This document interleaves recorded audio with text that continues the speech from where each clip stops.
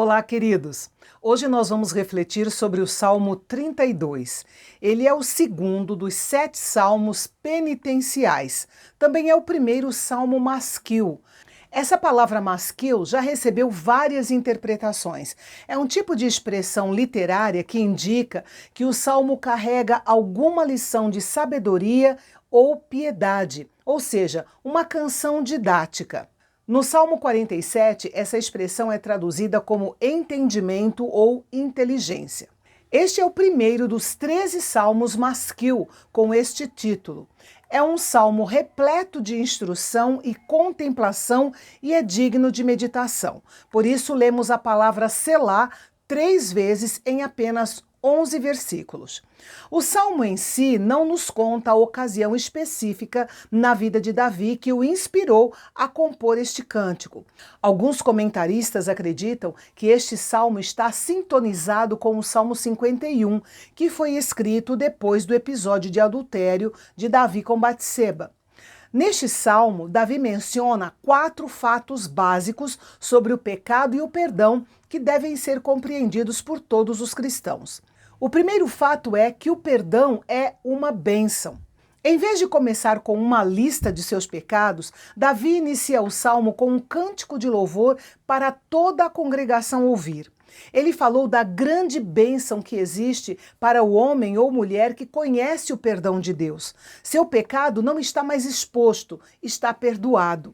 Davi foi um grande homem, um homem segundo o coração de Deus. Ainda assim, teve alguns episódios significativos de pecado que o levou ao declínio espiritual.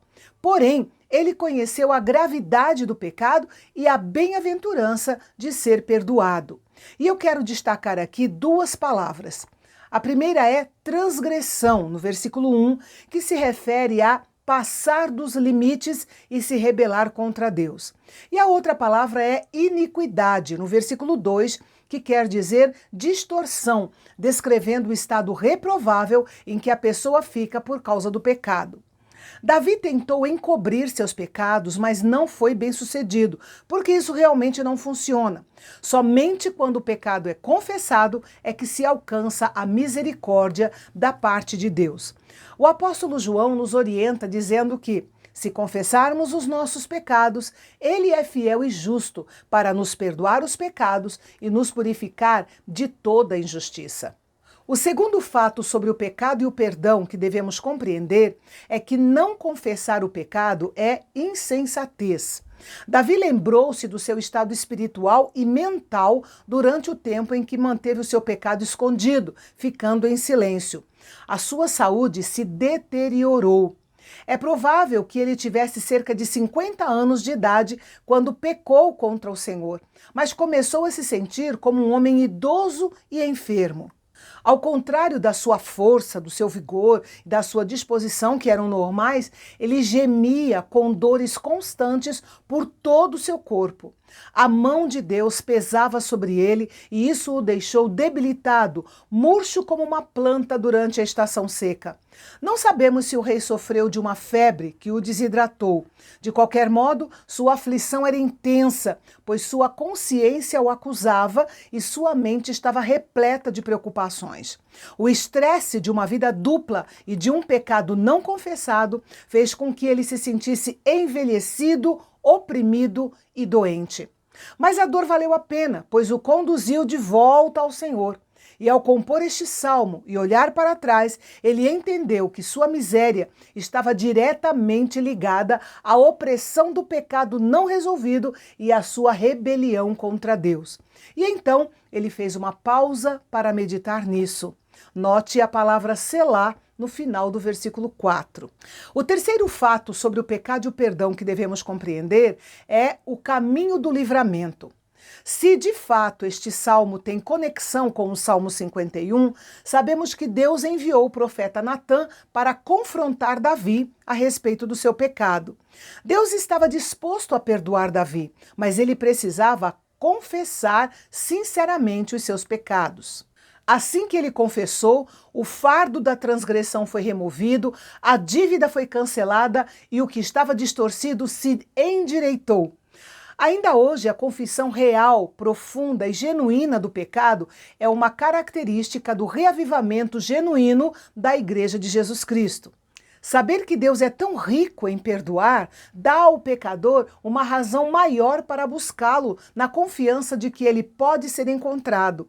Se o perdão é bom, a comunhão é ainda melhor. Como disse Alexander McLaren, o beijo do perdão do Senhor remove todo o veneno da ferida. Davi se gloriou na proteção que agora sentia, como alguém que estava em comunhão com Deus e sob o seu cuidado. Ele encontrou segurança rodeado pelos próprios cânticos de libertação de Deus, cantados na alegria e na confiança da vitória. Davi merecia essas bênçãos? Claro que não, e nem nós merecemos. Porém, essa é a graça de Deus agindo em nosso favor, segundo a sua misericórdia. E o quarto fato sobre o pecado e o perdão que devemos compreender é a alegria que provém da obediência. No versículo 8, Davi falou profeticamente ao seu povo na voz de Deus. Através dele, Deus prometeu instruir, ensinar e guiar o seu povo. Quando Deus diz, eu o guiarei com os meus olhos, a ideia é de alguém que segue o outro com tanta atenção que a comunicação acontece com um simples olhar. Um mordomo servindo ao seu senhor durante um jantar pode ilustrar isso. Basta ao patrão olhar para o saleiro e o mordomo entende que ele o quer. É nesse nível que Deus quer nos guiar. No versículo 9, ele usa o cavalo e a mula como exemplos de animais que não são facilmente guiados. Eles precisam de freios e cabrestos e às vezes de treinamento rigoroso antes de serem úteis aos seus donos. A ideia aqui é a seguinte: não force o Senhor a recorrer continuamente a aflições e provações severas para manter você no caminho ou para recuperar você depois de ter saído do caminho. Ouça Deus falando através da experiência de Davi. Não sejam como o cavalo ou a mula, que não têm entendimento. Por algum tempo, Davi entendeu o que era viver como ímpio, ocultando seu pecado e as tristezas que ele passou por causa disso. E então ele se arrependeu e teve uma experiência renovada da misericórdia de Deus. Davi começou seu cântico com o anúncio jubiloso de que Deus o havia perdoado. Agora encerra o salmo exortando os outros fiéis a celebrar com ele a alegria do Senhor. Ele diz: alegrem-se, regozijem-se, exultem. Este é um salmo de penitência, mas é também o canto de uma alma resgatada que se regozija nas maravilhas da graça de Deus. O pecado é tratado, a tristeza é consolada e a ignorância é instruída. E amanhã nós vamos refletir sobre o Salmo 33, um salmo dedicado exclusivamente ao louvor e serve como excelente modelo para aqueles que desejam louvar. Então, já avisa um amigo que gosta de louvar e não perca o nosso encontro de amanhã aqui no canal Bendito, o canal de Fala Fácil.